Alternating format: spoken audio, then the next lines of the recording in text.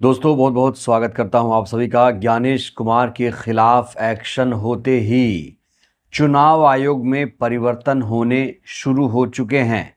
ज्ञानेश कुमार के खिलाफ संसद में सबसे बड़ी कार्रवाई की गई है। वो कार्रवाई क्या है आपको बताएंगे। इसका असर जो हो रहा है, सबसे पहले दोस्तों इस पर हम बात करेंगे।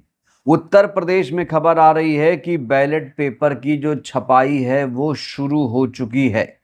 इस समय की सबसे ताज़ा और बड़ी अपडेट मैं आप तक पहुंचा रहा हूं। उत्तर प्रदेश में बैलेट पेपर की छपाई शुरू हो चुकी है। इसका मतलब क्या है?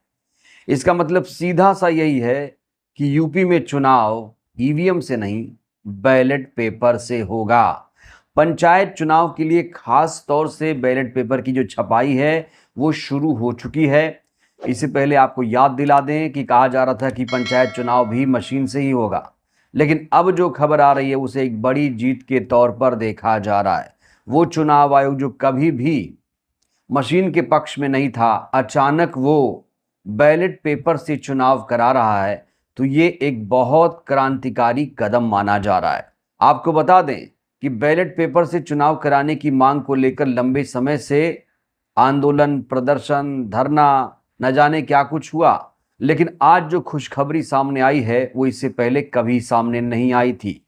ज्ञानेश कुमार जो कि अब हटने जा रहे हैं, उनके हटते ही पंचायत चुनाव में बैलेट पेपर की बहाली हो जाना, ये अपने आप में एक बहुत महत्वपूर्ण कदम माना जा रहा है। दोस्तों आपको बता दें, उत्तर प्रदेश में पंचायत चुनाव होने जा रहा है। हालांकि डेट को लेकर कोई ऐलान नहीं किया गया है।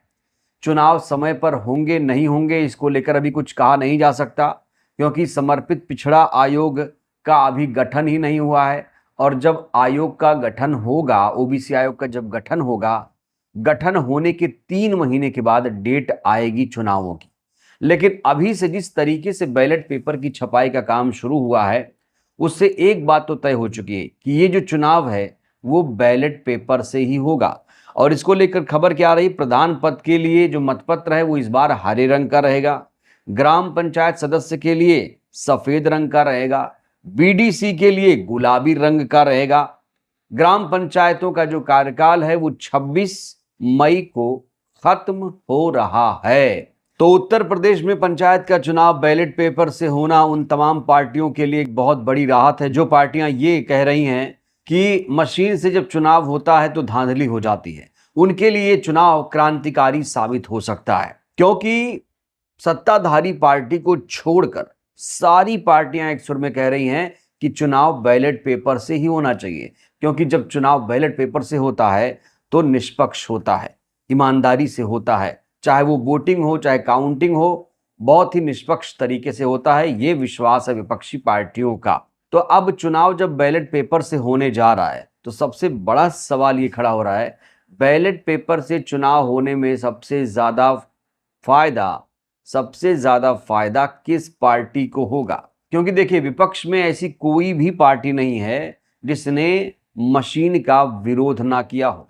Congress party, Samajwadi party, BSP, Azad Samaj party, RJD, आम आदमी पार्टी, टीएमसी, शिवसेना, न जाने कितनी ऐसी पार्टियां हैं जिन्होंने हमेशा कहा है कि चुनाव बैलेट पेपर से होना चाहिए, मशीन से धांधली हो जाती है। इस तरह के आरोप लगातार लगे, तो इसीलिए अब एक बहुत बड़ा कदम उठाया गया है चुनाव आयोग की तरफ से कि उत्तर प्रदेश में जो पंचायत का चुनाव होगा वो बैलेट पेपर से ही होगा। तो आखिरकार यूपी में बैलेट पेपर की बहाली हो चुकी है। वहीं जो मुख्य चुनाव आयुक्त हैं ज्ञानेश कुमार, उनकी कुर्सी अब खतरे में पड़ चुकी है। ऐसा मैं क्यों कह रहा हूं? सबसे पहले आप ये बिग ब्रेकिंग देखिए।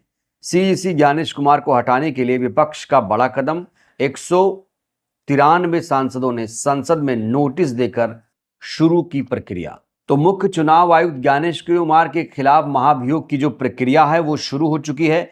विपक्षी दलों ने ज्ञानेश कुमार को पद से हटाने के लिए संसद के दोनों सदनों में नोटिस सौंप दिया है। इस नोटिस पर लोकसभा के 130 और राज्यसभा के 63 सांसदों ने हस्ताक्षर कर दिए हैं। वहीं आपको याद दिला दें, जब बिरला के खिलाफ संसद में अविश्वास प्रस्ताव आया था तो 118 सांसदों ने उस प्रस्ताव पर हस्ताक्षर किया था। लेकिन यहां पर करीब करीब 200 सांसदों ने महाभियोग प्रस्ताव पर हस्ताक्षर किया और अब इस पर वोटिंग होगी, बहस होगी। उसके बाद ये जो प्रस्ताव है पास होगा, राष्ट्रपति के पास जाएगा। फिर उसके बाद राष्ट्रपति इस पर मुहर लगाएंगी।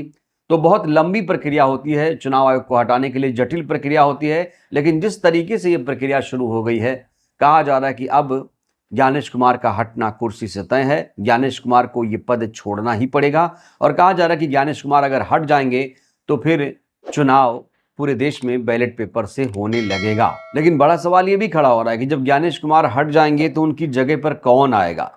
क्योंकि देखिए, नियुक्ति जो हो रही है आजकल चुनाव आयुक्त की, वो भी सवालों के घेरे में है। नियुक्ति प्रक्रिया सवालों के घेरे में है, क्योंकि अभी क्या हो रहा है, प्रधानमंत्री और उनका एक मंत्री जिसे चाह लेता है वो चुनाव आयुक्त बन जाता है।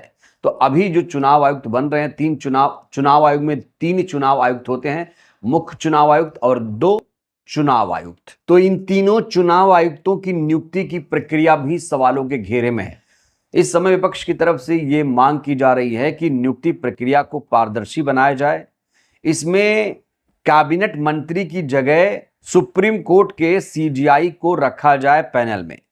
चुनाव आयुक्त की नियुक्ति पैनल में सीजीआई को रखा जाए, ना कि सरकार के मंत्री को। और अभी कहा जा रहा है कि मोदी शाह ही मुख्य चुनाव आयुक्त को चुन रहे हैं और ज्ञानेश कुमार पर तो सीधा सीधा आरोप लग रहा है कि वो सरकार के आदमी हैं। इसीलिए ये सरकार की बात मानते हैं, सरकार जैसा कहती है वैसा करते हैं। सरकार ने कहा कि एसआईआर करवा दो तो ये एसआईआर करवाने लगे। सरकार ने कहा कि मशीन की तारीफ करो तो मशीन की तारीफ करने लगे। लेकिन अब जिस तरीके से ज्ञानेश कुमार की उल्टी गिनती शुरू हुई है, कहा जा रहा है ज्ञानेश कुमार जाएंगे तो अगर कोई भी मुख्य चुनाव आयुक्त आएगा तो उसके दिल में डर बैठा रहेगा, उसे निष्पक्ष होना ही पड़ेगा, चाहे जिसे अगला मुख्य चुनाव आयुक्त बनाया जाए। बहरहाल ये 2 बड़ी अपडेट है आज की कि उत्तर प्रदेश का पंचायत चुनाव बैलेट पेपर से होगा, क्योंकि बैलेट पेपर की छपाई का काम शुरू हो गया है और ज्ञानेश कुमार की उल्टी गिनती शुरू हो गई है। ज्ञानेश कुमार को अब अपने पद से हटना पड़ेगा, अब उन्हें सरकार नहीं बचा पाएगी। आपको याद होगा, स्पीकर ओम बिरला को सरकार ने अच्छे तरीके से डिफेंड किया। ओम बिरला के खिलाफ जब अविश्वास प्रस्ताव आया तो सरकार ने उन्हें बचा लिया। कहा जा रहा है कि ओम बिरला उतने ही निष्पक्ष हैं जितना ईमानदार हमारा चुनाव आयोग है। तो ज्ञानेश कुमार हो चाहे ओम बिरला हो, इनकी निष्पक्षता पर अक्सर सवाल खड़े हो रहे हैं।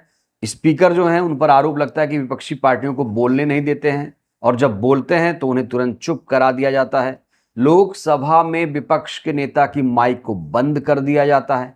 ऐसे ही मुख्य चुनाव आयुक्त ज्ञानेश कुमार भी हैं, जिन पर यही इल्जाम है कि वो विपक्ष के सवालों का जवाब नहीं देते हैं। इनका व्यवहार बहुत भेदभावपूर्ण है, इलेक्शन फ्रॉड की जांच में जानबूझकर रुकावट डालते हैं, एसआईआर के जरिए बड़े पैमाने पर लोगों के वोट काटे गए। ये 3 बड़े इल्जाम लगाए गए हैं ज्ञानेश कुमार पर। इसी आधार पर इनके खिलाफ महाभियोग की प्रक्रिया संसद में शुरू हो चुकी है। 200 से ज्यादा सांसद ज्ञानेश कुमार के खिलाफ आ गए हैं और अब इसीलिए कहा जा रहा है कि इनकी कुर्सी जाने वाली है और इनकी कुर्सी जाते ही जो नया चुनाव आयुक्त आएगा वो बहुत निष्पक्ष होगा, क्योंकि उसके दिल में एक डर बैठा रहेगा।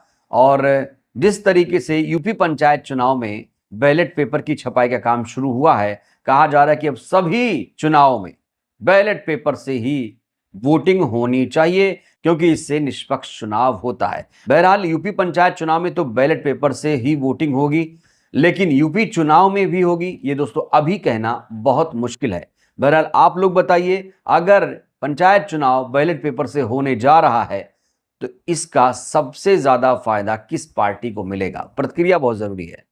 धन्यवाद।